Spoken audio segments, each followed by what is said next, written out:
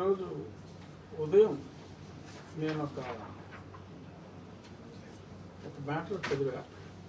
అదేంటంటే రాజేష్ మొన్నటి వరకు తెలుగుదేశం పార్టీ అధికార ప్రతినిధి,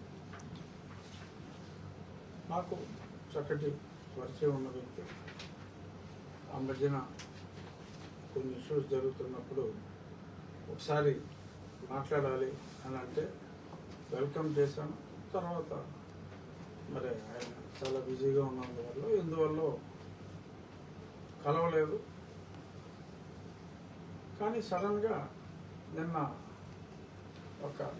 ఈరోజు ఉదయం ఒక మ్యాటర్ చదివా వాకింగ్కి వెళ్ళే ముందు. సరే ఏముందిలే,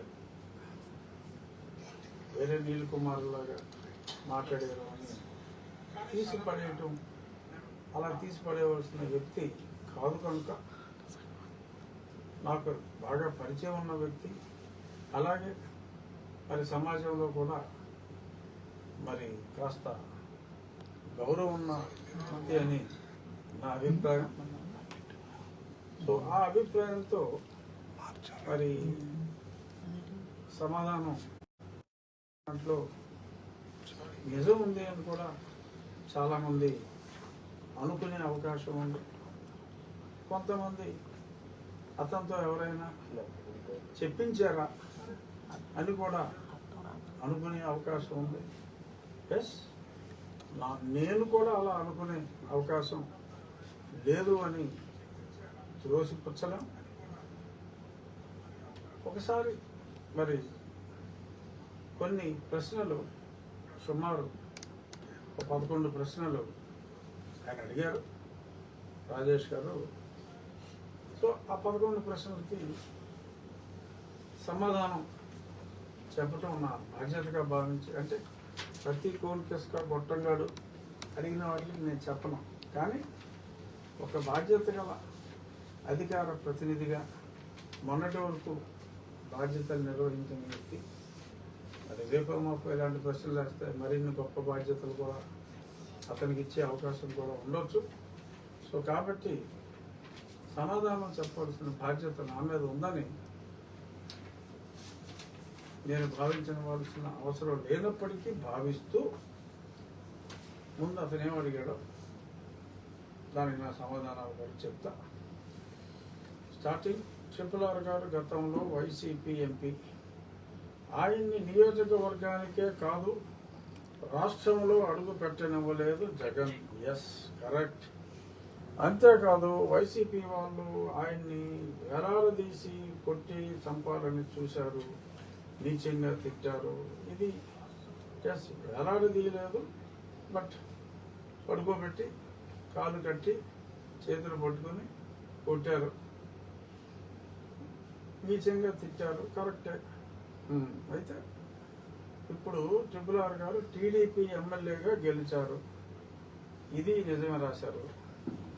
డిప్యూటీ స్పీకర్ అయ్యారు, ఎస్, ఇది నిజమే. ఇక్కడి నుంచి మొదలైనండి. ఇప్పటి వరకు ట్రిపుల్ గారు జగన్ గారిని ఒక్క మాట అనలేదు, ఎందుకని? అర్థమైందా బాబు? విన్నారా?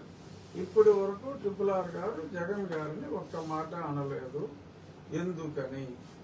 సో ఇక్కడ మనం చర్చించవలసింది, ఇప్పుడు జగన్ గారు ఎవరు? జగన్మోహన్ రెడ్డి గారు ముఖ్యమంత్రిగా ఉన్నప్పుడు ఆయన చేసిన రుణాల గురించి కానీ, ఆయన చేసిన దారుణాల గురించి కానీ, దారుణాలు అన్నీ నేను ఈ సోకాల్డ్ వ్యక్తులు ఎవరో కూడా కూర్చున్నప్పుడు 4 సంవత్సరాలు, అంటే 2020 ఏప్రిల్ నుంచి స్ట్రాంగ్గా మొదలుపెట్టారు. దాని ముందు సన్నగా భాష గురించో దేవాలయం గురించో మాట్లాడినప్పుడు వాళ్ళు నొచ్చుకున్నారు, నన్ను డిస్క్వాలిఫై చేయాలని ఏప్రిల్లో లేఖ రాశారు. ఆ తర్వాత నేను రచ్చబండ రూపంలో తనను ఓడించే వరకు మాట్లాడుతూనే ఉన్నాను. 2 సంవత్సరాలు నేను ఒక్కనే మాట్లాడాను, 2 సంవత్సరాల తర్వాత ఇంకొద్ది మంది మాట్లాడారు. కానీ ఓడించే వరకు నేను మాట్లాడుతూనే ఉన్నాను. నా ఆశయం నెరవేరింది. జగన్మోహన్ రెడ్డి గారు ఓడిపోయాడు. మొదలు పెట్టేద్దాం. ఫస్ట్ రఘురామరాజు గారు, నేను మీతో వాదించను. ఎందుకు వాదించనంటే, జనరల్గా ప్రతి ఒక్క మనిషిలో కూడా గొడవలకి అట్రాక్ట్ అయ్యే ఒక లక్షణం ఉంటుంది మన ఇండియన్స్లో. మనం ఎంత ముఖ్యమైన పని మీద వెళ్తున్నా సరే, ఎవడైనా ఇద్దరు గొడవ పడుతున్నారంటే తాగేసి గొడవ పడినా సరే వాళ్ళంకే చూస్తా కూర్చుంటాం, అసలు పని మర్చిపోతాం. సో ఇక్కడ కూడా రఘురామరాజు గారు ఏదో అన్నారని నిన్న ఆయన ఏదో ఒక ప్రెస్ మీట్ పెట్టారు. పెద్దలు ఆయన అంటే నాకు రెస్పెక్టే. ఆయన ఏదో ప్రెస్ మీట్ పెట్టారు, మొత్తం అన్ని ఛానల్స్లోనూ TV9తో సహా. TV9కి నేనంటే అసలు పడదు, నా మీద కేసులు పెట్టిన ఛానల్ అది, వాళ్ళు కూడా వేస్తారు. కాబట్టి వారితో నేను మళ్ళీ ఏదైనా నేను కూడా ఏంటంటే రఘురామరాజు గారు నన్ను అలా అన్నారు ఎలా అన్నారని నేను అన్నాను అనుకోండి, మళ్ళీ ప్రజలందరి ఆలోచన, ప్రజలందరి ఫోకస్ మా మీదకి. అంటే ఏదో గొడవ జరుగుతుంది, రఘురామరాజు గారు ఏమన్నారు, దానికి రాయేష్ ఏమన్నాడు, దానికి ఇలా మొదలైపోద్దండి. పాపం చంద్రబాబు నాయుడు గారు, లోకేష్ గారు, పవన్ కళ్యాణ్ గారు ఈ రాష్ట్రాన్ని అభివృద్ధి చేయడానికి వాళ్ళు ఎంతో కష్టపడుతున్నారు. దేశ విదేశాలు తిరుగుతున్నారు, ఎందరో పారిశ్రామికవేత్తలు కలుపుతున్నారు, వాళ్ళని బతులాడుతున్నారు, అమరావతిలో పెట్టుబడులు పెట్టేస్తున్నారు, వైజాగ్లో పెట్టుబడులు పెట్టేస్తున్నారు, అలాగే రాయల్ ఎన్ఫీల్డ్ లాంటి కంపెనీలు తెస్తున్నారు. ఇప్పుడు ప్రజలు తెలుసుకోవాల్సింది అది. ఈ రాష్ట్రం కోసం నాయకులు ఎలాగా కష్టపడుతున్నారో, పాపం వాళ్ళు ఎన్ని శ్రమలు కోరుస్తున్నారు, మళ్ళీ వీళ్ళని ఎందుకు గెలిపించాలనేది అది చూస్తే తెలుస్తుంది. గొడవలు పడతా ఉంటే, వాదనలు పడతా ఉంటే ఏం తెలుస్తుందండి?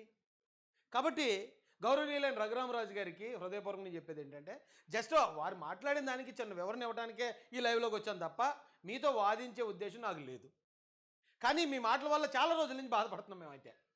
మీరు ఒక డిప్యూటీ స్పీకర్ స్థాయిలో ఉన్నారండి, ఉండి ఎమ్మెల్యే గారిలో స్థాయిలో ఉన్నారు. అందరికీ సమానంగా ఉండాలి. మీరు ఒక కులం ఒక మతం, ఒక కులం ఒక మతం అని మీరు ఎప్పటి నుంచో మాట్లాడుకొస్తున్నారు. మీరు కొట్టే ప్రతి దెబ్బ, మీరు వేసే ప్రతి బాణం మాకు కూడా తగులుతుంది పార్టీలో ఉన్న వాళ్ళకి. కానీ పార్టీ క్రమశిక్షణ, అరే ఆయన అంటే అన్నాడులే, మనం కూడా అలాగంటే మళ్ళీ అక్కడ రప్చర్ క్రియేట్ అవుతుంది. సర్లే పోనీ అంటే అన్నవాడిని చేస్తే చేయనివ్వండి, ఆయన ఏమైనా చేస్తే అది మనకు అన్యాయం అయితే ఎలాగ పెద్దలు ఉన్నారు కదా వారి దృష్టి తీసుకెళ్దాం, ఈ ఆలోచనతోనే ఉన్నామండి. లేదా మాటకు మాట మేము చెప్పగలం సమాధానం. పైగా మీరంటే పర్సనల్గా అభిమానం మాకు.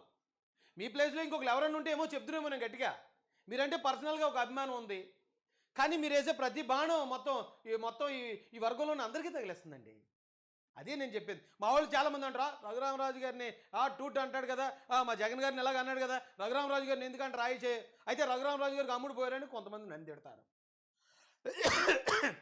నేనేంటి అనేది రఘురామరాజు గారికి తెలుసు, నాకు తెలుసు. కాబట్టి ఈ వాదన అనేది పెట్టుకోను, కానీ కొన్ని వాస్తవాలు మాత్రం ఖచ్చితంగా అందరికీ తెలియజేయాల్సిందండి.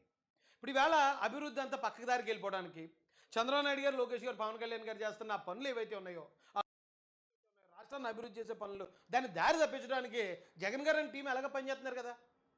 చిన్నపిల్లలు గొడవను తీసుకొచ్చి కుల వివక్ష అంటారు, గొడవ లేని దగ్గర వెలివేత అంటారు, లేకపోతే ఇంకొకరు ఎవరు యాక్సిడెంట్లో చనిపోతే అబ్బాయి చంపేశారు మత గొడవ ఇది అంటారు. ఇప్పుడు కడపలో కూడా మత గొడవ పెట్టారు. ఇక్కడ కోనసీమలో కులం గొడవలు పెడతా ఉంటారు. ఇప్పుడు ఈ గొడవలను ఎందుకు పెడుతున్నారు వైసీపీ వాళ్ళు? చంద్రబాబు నాయుడు గారు, లోకేష్ గారు, పవన్ కళ్యాణ్ గారు చేస్తున్న అభివృద్ధిని జనం వాటిని చూడకుండా ఈ గొడవలకి ఎంగేజ్ అయ్యి ఉండాలని వారి ఉద్దేశం అది కదండి, గొడవలు పెట్టడంలో. ఇప్పుడు మరి కుటుంబ కార్యకర్త అంటే నాకేం పదవలేదు, నేనేమి అధికార ప్రతినిధిని కూడా కాదు.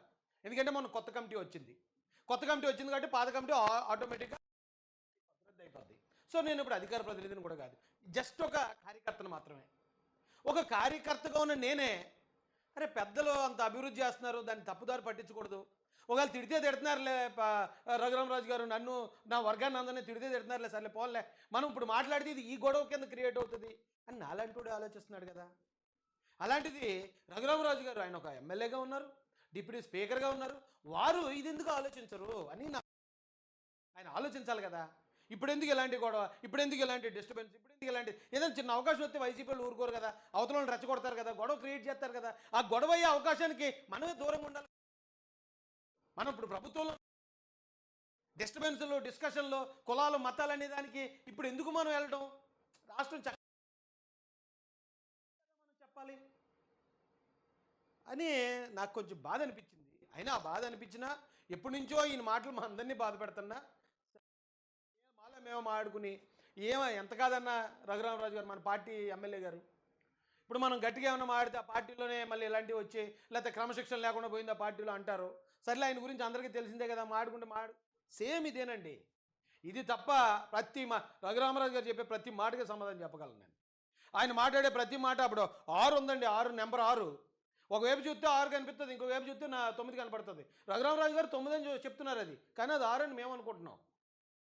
మా గొడవలోకి లేకపోతే ఒక కులం గొడవలోకో రిజర్వేషన్ల గొడవలోకి వీటిలోకో ఒక ఎమ్మెల్యే గారికి డిప్యూటీ స్పీకర్కి ఏం పని ఉంది?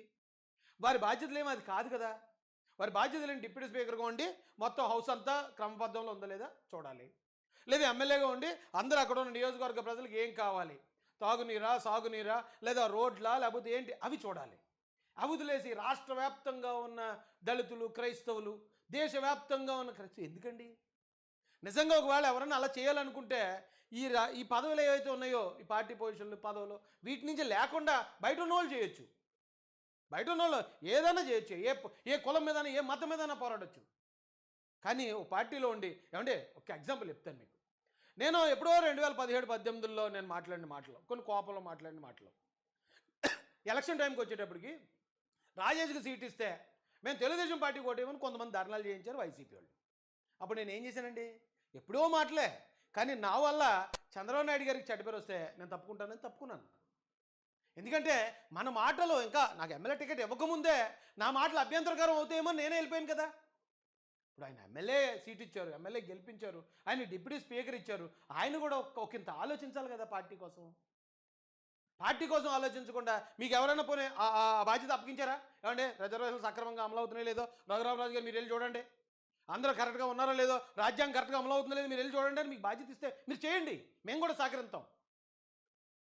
కానీ ఇలాగే చేయటం వల్ల ప్రతిరోజు ఇదే మాట్లాడడం వల్ల రామాలయం అవతలేమో వైసీపీ నుంచి వచ్చి కొంతమంది ఏమో క్రైస్తవులు అంటారు, లేదా చర్చిలు అంటారు. ఈ జనం అందరూ ఇక్కడ ఎంగేజ్ అయిపోయి ఉంటున్నారండి. అభివృద్ధి పక్కదారి పడేస్తుంది సార్.